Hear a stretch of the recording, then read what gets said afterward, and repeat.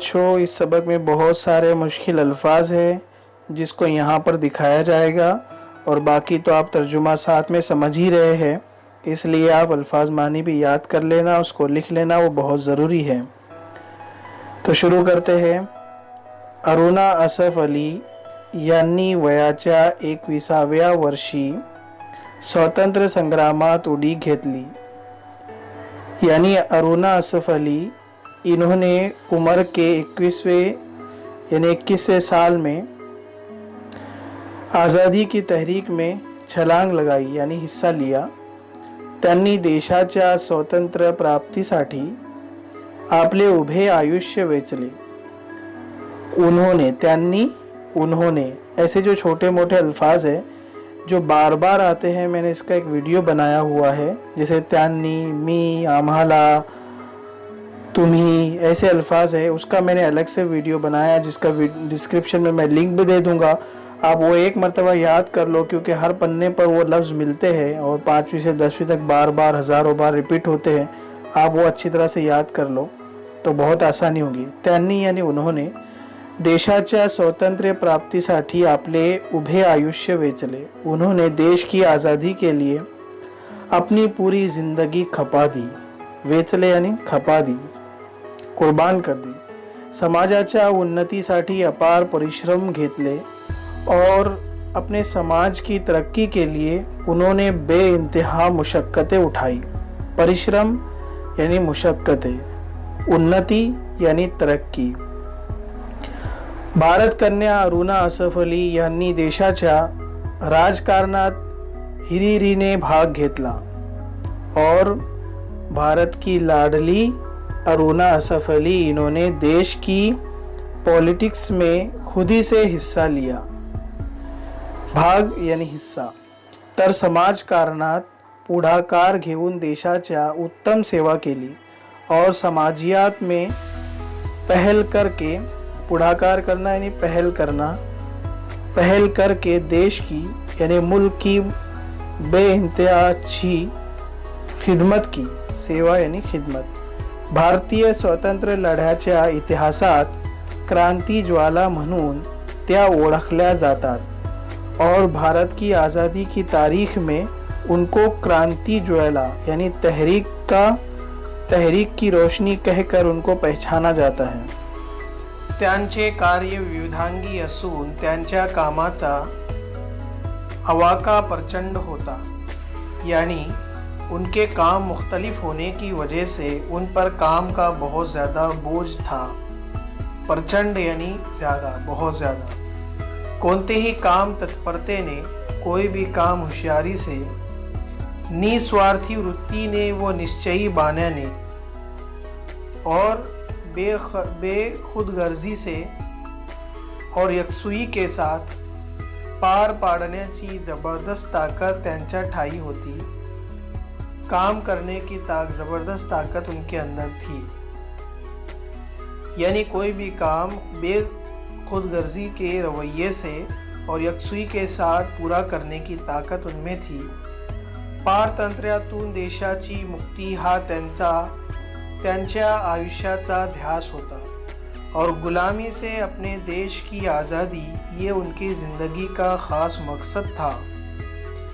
सन 1942च्या भारत छोडो आंदोलनात अरुणाबाईंनी महत्त्वाची भूमिका बजावली होती। सन 1942 के भारत छोड़ो तहरीक में, आंदोलन यानी तहरीक, अरुणाबाईंनी महत्त्वाची भूमिका बजावली होती, एक खास रोल अदा किया था। 1942 की भारत छोड़ो तहरीक में 9 ऑगस्ट 1942 रोजी मुंबईतील ग्वालिया टँक येथे त्यांनी राष्ट्रध्वज फडकवला और 9 अगस्त 1942 को मुंबई में ग्वालिया टैंक में उन्होंने हमारा तिरंगा झंडा फड़काया। वो नंतर भूमिगत होऊन और बाद में अंडरग्राउंड होकर, भूमिगत यानी अंडरग्राउंड, स्वातंत्र्य लढ्यात सक्रिय राहिल्या और अंडरग्राउंड होकर आज़ादी की लड़ाई में वो सरगर्म रहे, सक्रिय सरगर्म। त्यांनी क्रांतिकारक तरुणाची मजबूत फड़ी उभी केली और उन्होंने आज़ादी मुजाहिदों की यानी नौजवानां की एक मुकम्मल चैन बनाई। चले जाओ चळवळ चालवण्यासाठी भूमिगत समिती स्थापन करण्यात आली और अंडरग्राउंड समिति बनाई गई। त्यात जयप्रकाश नारायण, अच्युतराव पटवर्धन, राम मनोहर लोहिया व अरुणाबाई ही मंडली होती। जितने सारे मैंने नाम लिया ये उस समिति के अंदर थे।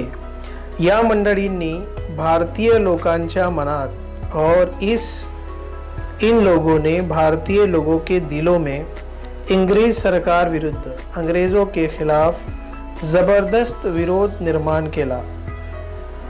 अंग्रेज़ों के खिलाफ ज़बरदस्त मुखालिफत पैदा की। अरुणाबाईंना पकडण्यासाठी इंग्रज सरकारने बक्षीस जाहीर केले होते। बक्षीस इनाम जाहीर ऐलान करना। अरुणाबाई को पकड़ने के लिए अंग्रेज सरकार ने इनाम का भी ऐलान किया था। पोलिसांचा ससेमिरा चुकवत त्यांनी क्रांतीचा संदेश सर्वदूर पसरवला और पुलिसों की नज़र झुकाकर उनसे बचकर तहरीक का मैसेज पूरे दुनिया में यानी पूरे भारत में फैला दिया। देशाच्या स्वातंत्र्यासाठी त्यांनी अनेक वेळा तुरुंगवास भोगतला और देश की आज़ादी के लिए वो कई मर्तबा जेल में भी गए। अनेकांच्या प्रयत्नामुळे 15 ऑगस्ट 1947 साली आपला देश स्वतंत्र झाला। स्वतंत्र यानी आज़ाद, प्रयत्न यानी कोशिशें। बहुत सारे लोगों की कोशिशों की वजह से 15 अगस्त 1947 को हमारा देश आज़ाद हो गया। अरुणाबाईंच्या सार्वजनिक कामाचा व्याप प्रचंड होता। अरुणाबाई का जो अवामी काम है उन पर उसका बहुत ज़्यादा बोझ था। व्याप यानी टेंशन, बोझ, प्रचंड यानी बहुत। दिल्लीच्या पहिल्या महापौर म्हणून त्या निवडून आल्या और दिल्ली के पहली महापौर वो चुनकर आ गई।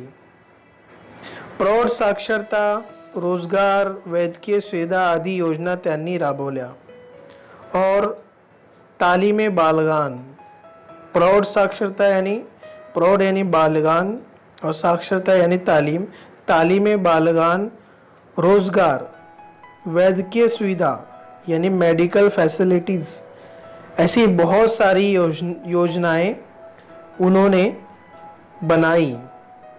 त्यांच्या समाजवाद, लोकशाही व धर्मनिरपेक्षता या तत्वावर विश्वास होता और इस लेडी का समाजवाद यानी समाजियत पर, लोकशाही पर और सेकुलरिज्म पर, इन उसूलों पर उनका भरोसा था। तत्व यानी उसूल, विश्वास यानी भरोसा। दिल्लीच्या गिरणी कामगारांना न्याय मिळवून देण्यासाठी व मजदूर युनियनला बळकटी आणण्यासाठी अरुणाबाईंनी पुढाकार घेतला। बळकटी यानी मजबूत, पुढाकार यानी पहल, न्याय मतलब इंसाफ। दिल्ली के गिरनी कामगारों के इंसाफ दिलाने के लिए और मजदूर यूनियन को मजबूत करने के लिए अरुणाबाई ने पहल की।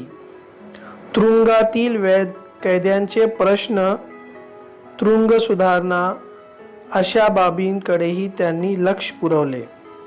तुरुंग यानी जेल, प्रश्न यानी सवालात, सुधारना यानी सुधार।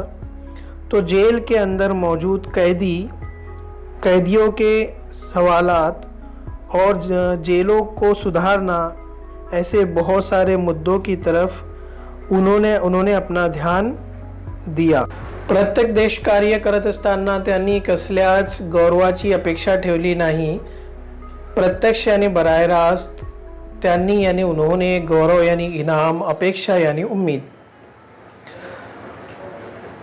डायरेक्टली काम करने के देश के लिए काम करने के बावजूद उन्होंने किसी भी तरह के इनाम की उम्मीद नहीं रखी थी. भविष्यात भारतीयांनी मला देशभक्त म्हणून ओळखले तरी पुरेसे आहे. भविष्यात यानी मुस्तकबिल, ओळखने यानी पहचानना, पुरेसे यानी काफ़ी. मुस्तकबिल में लोगों ने मुझे देशभक्त कहकर पहचाना तो भी मेरे लिए काफ़ी है. अशी त्यांची भावना होती. भावना यानी जज्बात, ऐसे उनके जज्बात थे. भारतीय स्वातंत्र्य संग्रामात बजावलेल्या देदीप्यमान, भारत की आज़ादी की तहरीक में देदीप्यमान यानी बहुत ऊंची इज्जत, कामगिरीचा गौरव म्हणून अरुणा असफ अली यांना, बहुत कामगिरी का इनाम बोलकर अरुणा असफ अली इनको भारत रत्न हा सर्वोच्च सन्मान 1947 मरणोत्तर बहाल करण्यात आला. भारत रत्न बहुत बड़ा इनाम है, उनको 1997 में मरने के बाद दिया गया.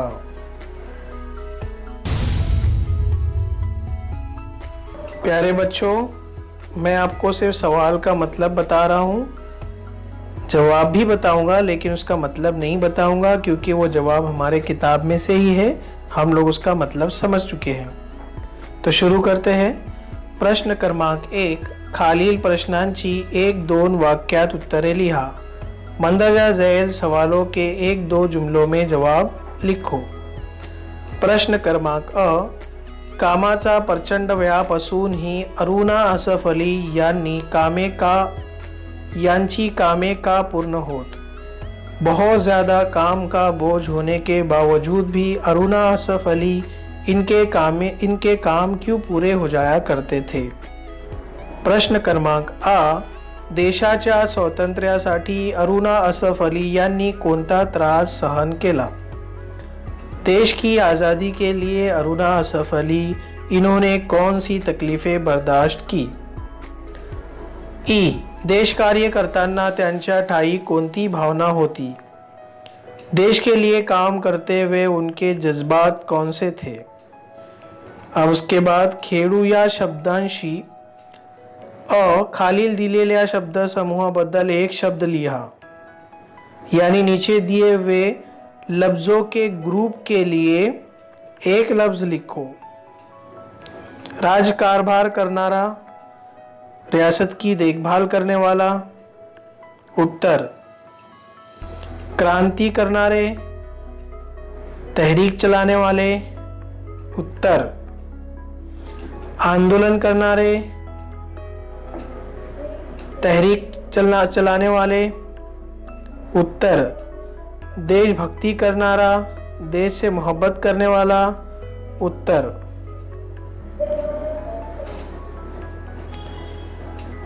वाचा आणि समजून घ्या. आपको इसको पढ़ना है और समझना भी है, ठीक है. लेकिन इसको जैसा के वैसा ही आप लिख लेंगे अपने बुक में. उसके बाद ये सवाल. खालील वाक्यात पूर्ण विराम व स्वल्प विराम घालून वाक्य पुनः लिहा.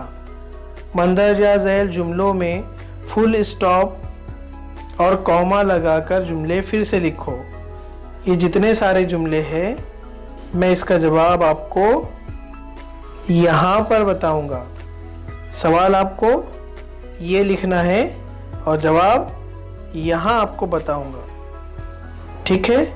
ये सबक हमारा पूरी तरह से मुकम्मल हो गया.